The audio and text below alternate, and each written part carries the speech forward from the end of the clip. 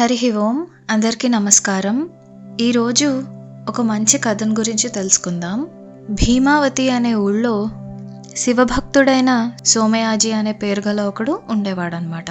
ఆయనకు సిద్ధరాముడు అని ఒక కొడుకు కలిగాడు. ఆ కుర్రవాడి 7వ ఏట సోమయాజి మరణించాడు. తండ్రి లేని ఆ ఏకపుత్రుణ్ణి తల్లి ఎంతో శ్రద్ధగా పెంచుతూ వచ్చింది. దీపావళి ఇంకా కొన్ని రోజులుందనగా ఒకనాడు రాముడు తన ఈడు కుర్రవాళ్లతో పాటు సమిధలు, ఆకులు తీసుకురావడానికి వనానికి వెళ్ళాడు. అక్కడ పిల్లలందరూ ఒక మర్రి చెట్టు కింద కూర్చుని కబుర్లు చెప్పుకోసాగారు.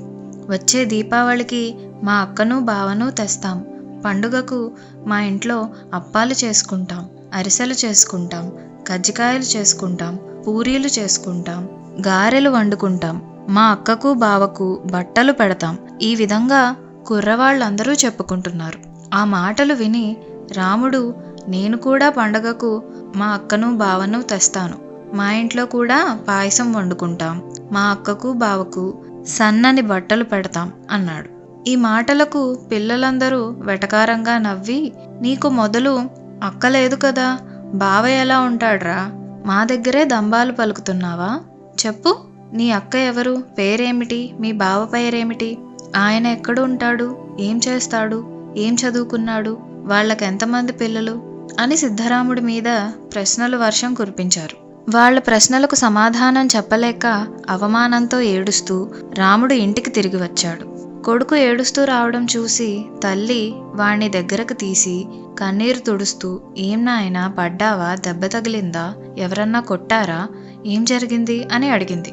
రాముడు తల్లికి తన తోటి పిల్లలు చేసిన ఎగతాళి గురించి చెప్పాడు. అంతా విని తల్లి, వాళ్ల మాటలకేమ్రా, మీ అక్క పేరు భ్రమరాంబ, మీ బావ మల్లన్న, వాళ్ళు శ్రీశైల పర్వతం మీద ఉంటారు, వాళ్ళు అష్ట ఐశ్వర్యాలు గలవాళ్ళు, గణపతి, కుమారస్వామి అని వారికి కొడుకులున్నారు, మీ బావ సర్వేశ్వరుడు, లోకాలన్నీ ఆయన చెప్పినట్టు నడుచుకుంటాయి, మీ బావ లాంటి బావ ప్రపంచంలో ఎవరికీ లేడురా అన్నది.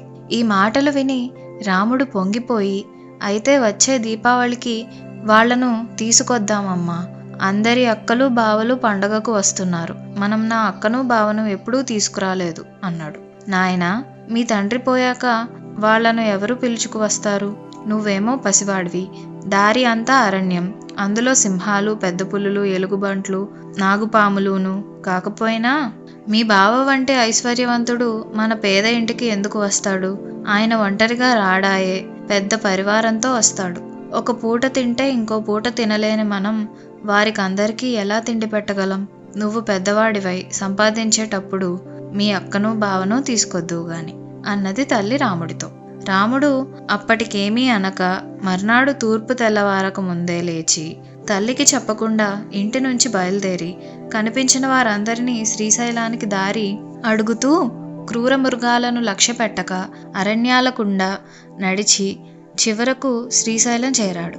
అక్కడ ఎన్నో తీర్థాలు, ఆలయాలు ఉన్నాయి. రాముడు తన అక్కబావల కోసం అంతటా చెడదిరిగాడు. మల్లికార్జునుడు ఎక్కడ ఉంటాడు అని ఎవరినో అడిగితే వాళ్ళు రాముడికి దేవాలయం చూపారు. అందులోకి వెళ్ళి చూస్తే లింగం తప్ప ఏమీ లేదు. అప్పటికే రాముడు చాలా అలసిపోయి ఉన్నాడు.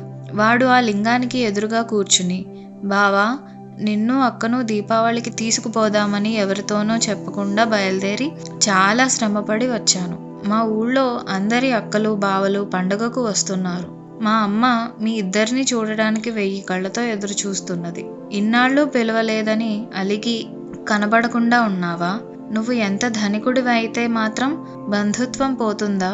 మేము పేదవాళ్ళం అనుకోక మా ఇంటికి రా, నిన్ను తీసుకుపోకుండా నేను తిరిగి పోను అన్నాడు.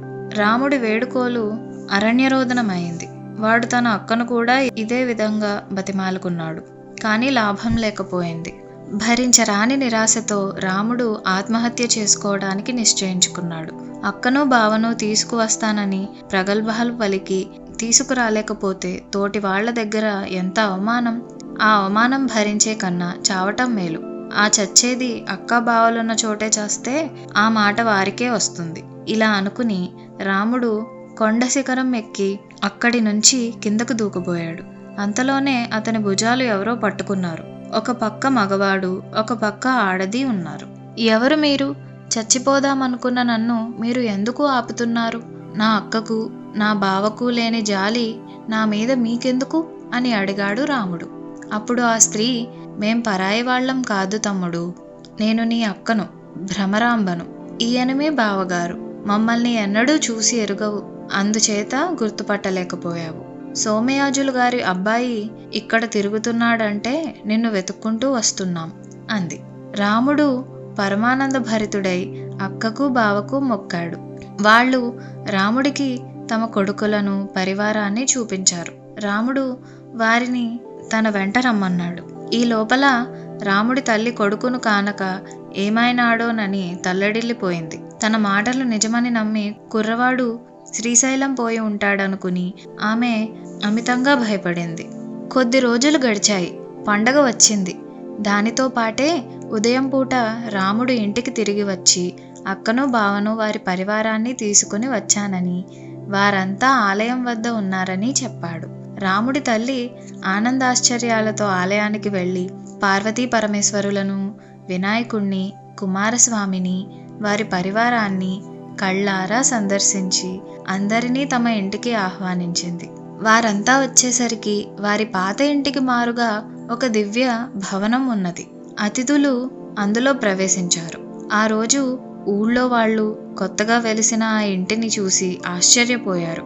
బయటి ద్వారాలు మూసి ఉన్నాయి. లోపల అంతులేని జనం ఉన్నట్టు సందడిగా ఉంది.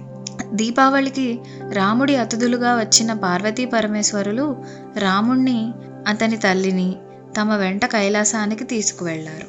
ఈ విధంగా అమాయకుడైన ఆ రాముడు శివయ్యను పిలిచేసరికి ఆ శివయ్య కరుణించి వచ్చాడు. అంతేకాకుండా తన తల్లికి, ఆ కుమారుడికి ఇద్దరికీ మోక్షం లభించింది. అంటారు కదండి, శివయ్య పిలిస్తే ఖచ్చితంగా పలుకుతాడని. ఇప్పుడు అదే రుజువైంది ఈ కథలో కూడా. ఆ రాముడనే కాదు, మనం కూడా ఎలాంటి కల్మషం కానీ ఎలాంటి స్వార్థం కానీ లేకుండా మనస్ఫూర్తిగా ధ్యానించి పిలిస్తే తప్పకుండా శివయ్య పలుకుతాడు. హరి ఓం.